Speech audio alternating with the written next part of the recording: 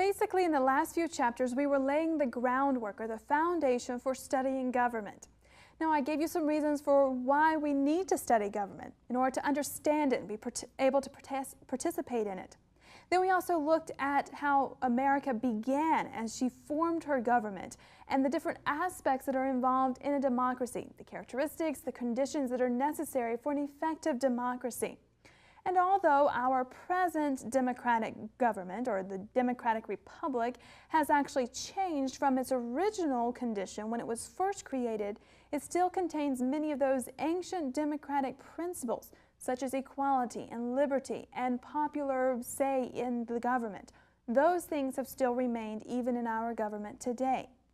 Now, in this short session, as we end up our chapter 4, we are going to be looking at some historical documents that present many of the democratic ideas and theories that we have been talking about, or ones that we have been drawing from in our looking at the historical basis for our nation.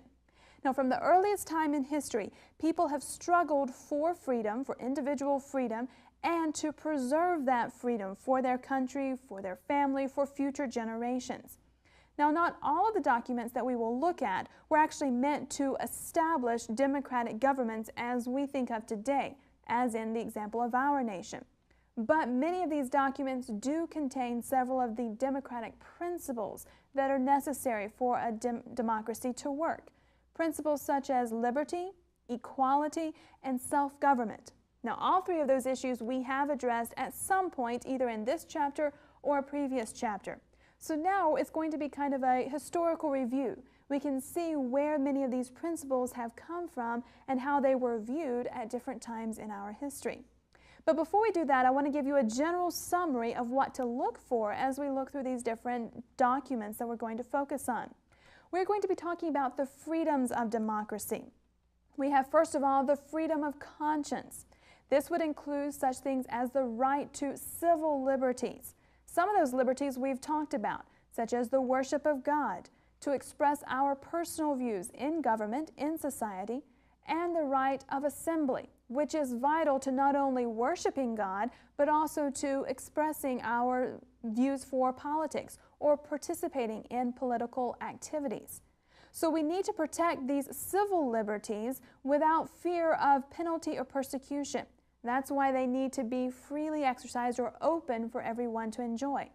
This is an important liberty which many of the repressive regimes throughout history have feared and therefore have tried to control or limit, especially that area of participating or expressing our views in government.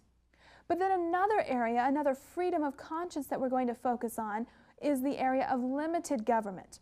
We're going to focus in these documents how many different areas have tried to limit the power of government, such as making preventions against abusive governments, which we often see in dictatorships or where a tyrant has come to power.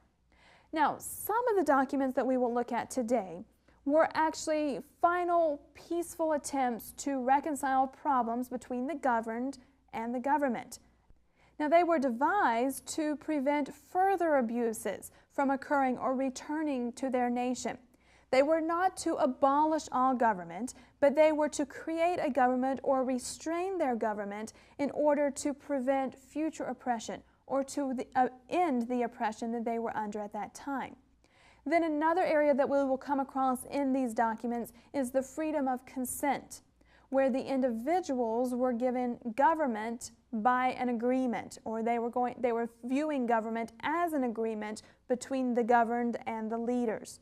Now, of course, we know that this concept came out of the works from like Thomas Hobbes and John Locke, the idea of a social contract where the government and the governed make this contract or an agreement to work together to establish a government. Now, we surrender some of our freedom when we establish a government. So we give some of our freedom to the government to establish laws that we will agree to live under.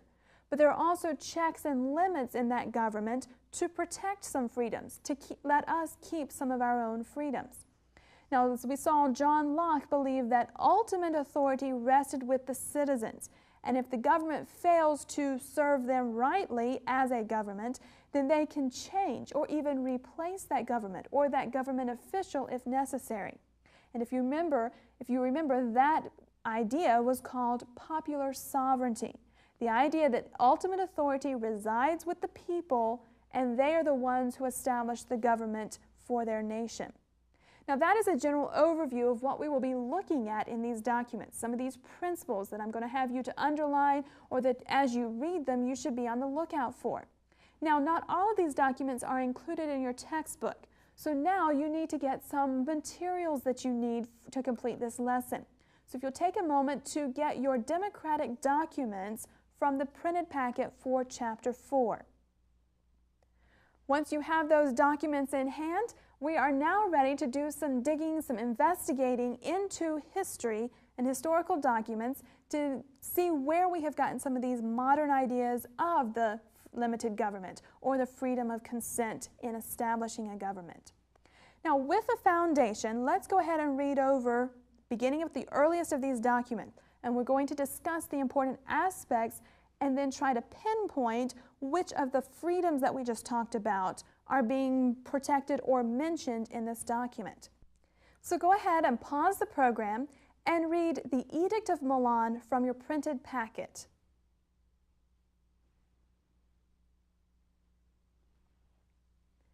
Now that as you read over that, I hope you marked some areas that maybe stood out to you, some areas that deal with the different issues or the conditions of democracy that we have been focusing on in this chapter. But first of all, let me give you a little historical background for this ancient document. This document was actually issued by the Roman Emperor Constantine in 313. So this is right in the middle of the Roman Empire. The edict was in response to a victory he had just received over a rival at Milvian Bridge. Supposedly, he had prayed for help for his troops because they were being badly beaten and were almost overcome. The Romans then went on to win the day and they had a great victory, and so Constantine issued this edict which was to provide freedom of worship in response to the prayer that he had prayed for help for his individuals. So in this edict, he was trying to provide freedom of worship for his empire. In essence, he was legalizing Christianity as a thank you for winning the battle because he believed that God had answered his prayer and given him the victory. Now that's the historical background for the Edict of Milan. What freedoms were being protected or were being outlined in this document? Well, the first one, I have these freedom or freedoms, and in this document, it's rather short, we see that the primary freedom that he was trying to protect, or that government was protecting at this time, was the freedom of conscience, particularly that of worshiping God as you saw fit, because he was now allowing Christianity to be considered a legalized religion, therefore one that was open for anyone to participate in. Now let's take a moment and I'll read over some of the areas or the statements that I want you to point out or take specific note of. If you'll look at the first line, we actually see it says, he decided these things are of profit to all mankind, the worship of God. There is our freedom of conscience.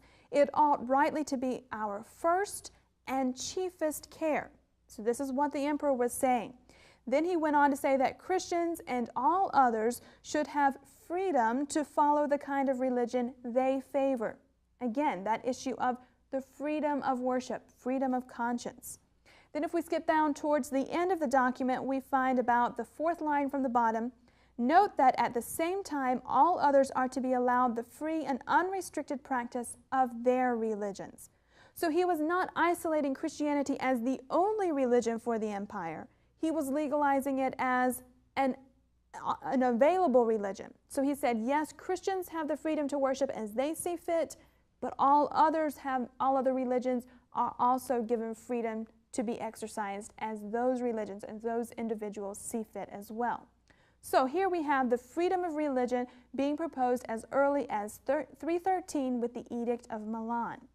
Now, once again, let's pause the program, and this time we're going to move ahead in history, and I'd like for you to read the Magna Carta. This one you will find on pages 47 and 48 of your text.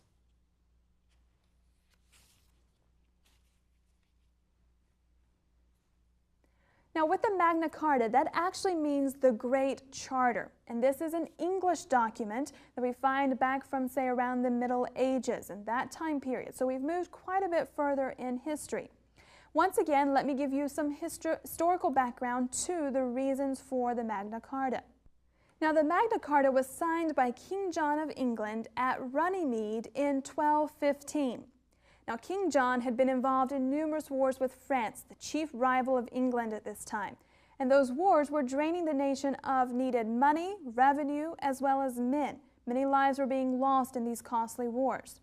However, because he often started a war and then ended it with a treaty, many of his countrymen called him John the Soft Sword, because he never really finished a war that he started.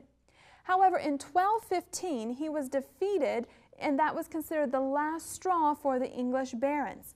Now, many years since he had been crowned, he had distrusted the barons, and in return, they distrusted him.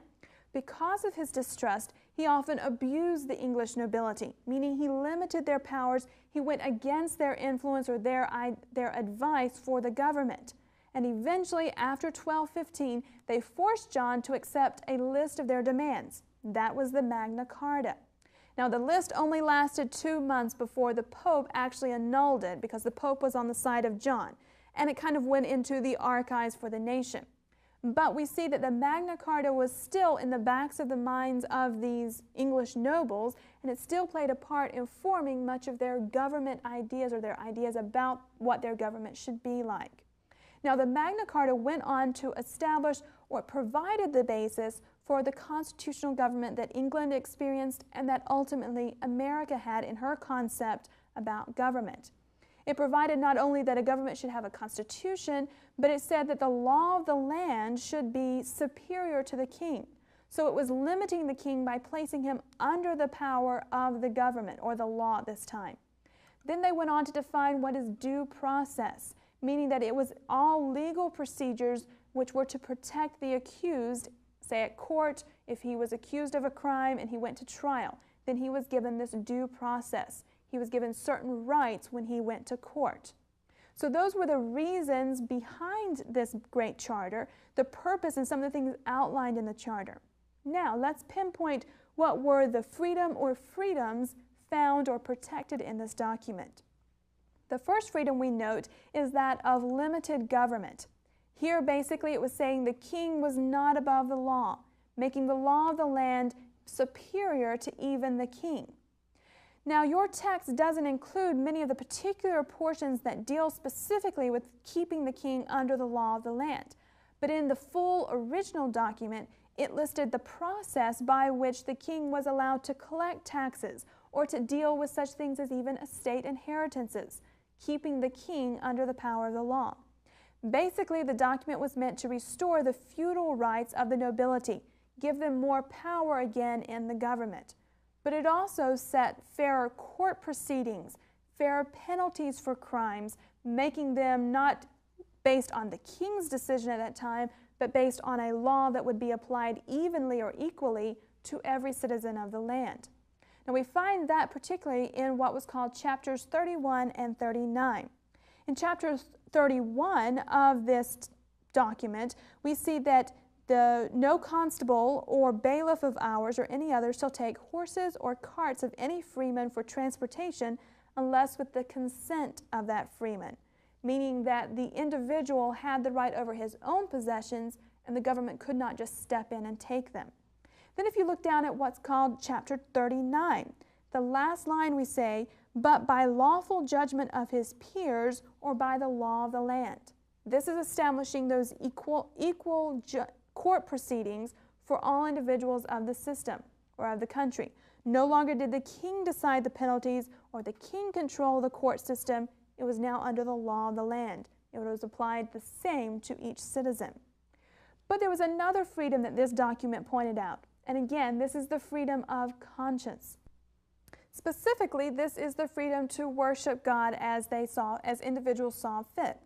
We find that outlined in the chapter 1 part of this document, where it says that the English church shall be free and shall have its rights undiminished and its liberties unimpaired.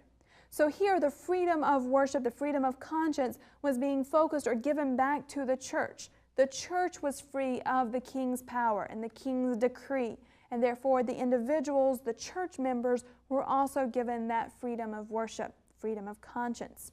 So that is a generalization from the Magna Carta, the great charter which many of the Englishmen looked back to as the basis of their rights as citizens of England. Now, let's actually move forward into the Renaissance and Reformation periods because they overlap, they're about the same time. We are now going to be looking at a document by Martin Luther, who will give us a Christian's perspective about government and how the Christian should respond and how government should interact with individuals. So now, once again, pause the program and this time read Martin Luther's writing from your printed packet.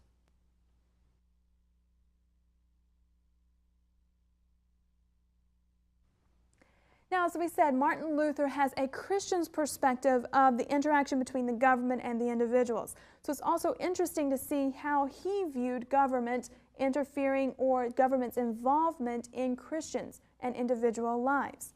Once again, here's a little history to his document called The Limits of Temporal Authority. As we know, it was written by Martin Luther.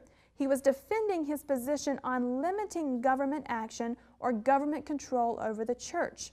He said that government was necessary, but it was not to extend too far over the church. Therefore, government must be limited. Now, he said if a government has too much power, it often becomes oppressive and injurious to the individuals, the citizens of that nation. However, if government has too little power, it will actually not have enough power to actually control or restrain evil that we see in human nature. However, Martin Luther did point out that the second option, government having too little power, was preferable to the government having too much power. It's easier to actually expand power than it is to restrain or contract that power. Now we find that in one portion of this, the limits of temporal authority. Here we see that we need to learn how far its arm, the government's arm, extends and how widely its hand stretches, lest it extend too far and encroach upon God's kingdom and government, that area of the church. Then in that first paragraph, if we move down towards the end of that, we see that the temporal authority punishes too much if it's given too much power. And in the latter case, if it's not given enough power, then it punishes too little. And then we see the next line says, to err in this direction, however, and punish too little is more tolerable, for it is always better to let a scoundrel live than to put a godly man to death. So that's his reasoning that government should actually have too little power instead of too much power. Now let's see which forms or freedoms are actually protected or being advocated by being protected by this document by Martin Luther. The freedom or freedoms that he suggested we need to protect is, first of all, to limit government. This is, again, the idea that we are to prevent government from extending its control or its influence into the area of what we believe. He also wanted to protect the freedom of conscience, where, again, we have the freedom to worship God as we see fit, a freedom to express our beliefs in public, even if they go against the established government form. Now, Martin Luther went on to say that governments can only force an outward obedience to the laws of the nation or an outward conformity to society. Government has no real power over our thoughts or what we believe, our faith. Therefore, we need to limit government to keep government from being oppressive in trying to force us to believe or to act upon certain beliefs. Again, we find that outlined in later paragraphs in his document. If we look at the second paragraph, the second line, it says, every man runs his own risk in believing as he does, and he must see to it himself that he believes rightly. It's an individual decision. Then later at the end of that paragraph, he says, for faith is a free act, and to which no one can be forced. Again, that biblical or that spiritual faith has to be an individual decision. You can't force an individual to believe a certain way. Then if we look at the last part of this document, we find where he actually gives an example to those who would be reading it. He says if the government comes and tries to tell you not to do or to believe in a certain way, he says you can respond, I owe you obedience in body and property. Command me within the limits of your authority on earth, and I will obey. But if you command me to believe or to get rid of certain books, things that I believe, I will not obey. For then you are a tyrant and overreach yourself, commanding where you have neither the right nor the authority. So here Martin Luther was acknowledging the need of government, but we also need to limit government so that it doesn't become oppressive and try to interfere or get involved in areas such as our religious beliefs. So that is again the idea where we get this freedom of conscience coming from Martin Luther and the Reformation.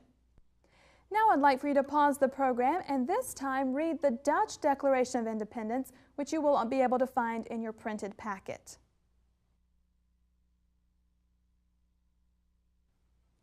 Now this Dutch Declaration of Independence is very interesting, especially when we compare it later to our American Declaration of Independence. At this time when it was written, Spain actually controlled the Netherlands, and this is in the 16th century. However, the Netherlands were Protestant in religion, and Spain was Catholic in religion. So as you can see, there are going to be problems already between the two areas. Spain, though, even though we have these problems in religions, was determined to actually convert the Dutch to Catholicism, and they would make them or keep them as part of the empire, even if it meant they had to do so by tyranny. So then the Dutch responded with this document. So here's some more historical background. Because the Dutch were actually controlled by Spain, and they have two different religious systems, they fought a civil war for about 40 years. And the document was written based on the idea that people may overthrow an irresponsible government. The Dutch were considering the Spanish government irresponsible because it was trying to control and dictate what they should believe, or it was trying to change many of their government practices, and they did not like those changes. So they issued this Declaration of Independence. Now this was a very early manifestation or example of putting forth the idea of popular sovereignty. The people have the ultimate authority to establish the government and change it if they need to or they feel that they need to. We find that in the very beginning of the second paragraph of our Dutch Declaration. It said that a prince is constituted by God to be the ruler of a people, to defend them from oppression and violence as the shepherd of his sheep. And whereas God did not create the people slaves to their prince to obey his commands, whether right or wrong, but rather the prince for the sake of the subjects. So they were establishing from the very beginning that God ordained rulers to look after, to guide a government. And he was not creating individual subjects to be slaves to that ruler in whatever he wished. That was their basis for this document. Then they went on to say that at the hazard of life, the prince, the ruler, is to defend and preserve the government. And when he does not behave thus, then they go on to say that he is no longer a prince but a tyrant, and the subjects are to consider him in no other view. And then, particularly when this is done deliberately, unauthorized by the states or the local levels of government, then another prince may be chosen for their defense. So here we have in essence the idea that we call popular sovereignty. So what freedoms were the Dutch particularly protecting or spelling out against Spain in this document? Well, there are two that we have. The first one is again the idea of a limited government. They wanted to limit the power of the king, make him responsive to their issues or to their needs. The second freedom was the freedom of consent. They were saying that the government is by and for the people of a nation. Therefore, the people, as the ultimate authority or source of authority for the government, can change that government if it betrays their wishes or if it tries to oppress them and turn into a tyranny. And so the Dutch Declaration was setting up this issue of popular sovereignty, that the people can change their government when they felt necessary. Now that is another example of the European idea or democracy documents that we are focusing on. Now let's move a little bit further in time, and we're going to actually come to our first American document that we're going to focus on as giving some ideas about democracy. So once again, pause the program and this time read the Mayflower Compact, which you find on page 19. Now, we've already talked a little bit about the Mayflower Compact, so let's briefly go over the history behind this document. First of all, we know that it was a form of government, or to form the government for this very early English colony. We also know that it was to do the mutual consent to form a government, the idea of a social contract. The individuals were coming together, agreeing before they even stepped off the Mayflower to form this government. So what freedoms were they interested in protecting?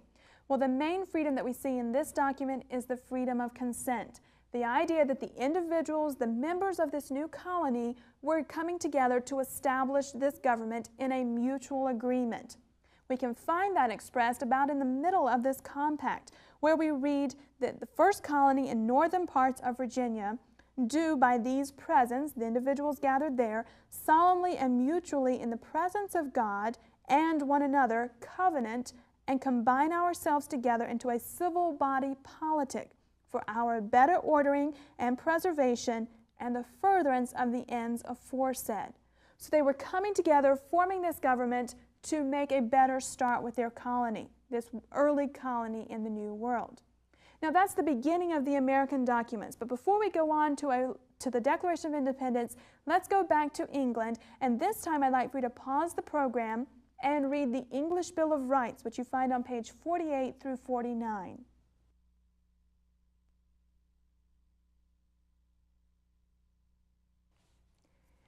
Now, the English Bill of Rights was actually a document that was signed before William and Mary could even come to the throne in 1689, right after the Glorious Revolution.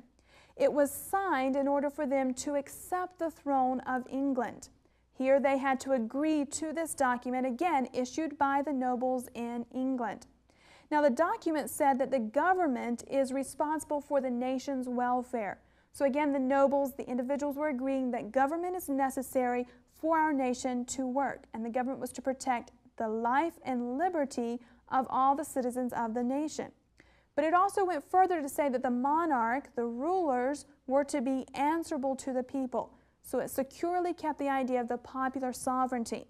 Now with that in mind, what freedom or freedoms did this document protect? Well, first of all, it protected the idea of limited government. Again, the idea that the government was under the law of the land and it was to restrain or protect against government abuses. It went also further to say that gave the freedom of consent. It was a social contract again, the idea that the citizens of the nation were contracting or were establishing this government, and they still had the ultimate authority for the government. Now, in the Bill of Rights, it was saying that the Parliament would give the consent to the government or to the king, because the Parliament was the voice of the people.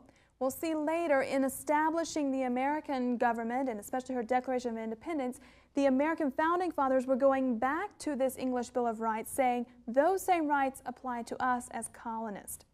Now, let's take a moment to look at your assignment for today's lesson. Today's assignment is, first of all, for you to read and analyze the Declaration of Independence found on pages 73 through 75. You want to analyze it like we've been doing with all these other documents. Once you do that on your own, you'll get an understanding. You know the historical background for the Declaration of Independence. Then I want you to also prepare for and take Test 4.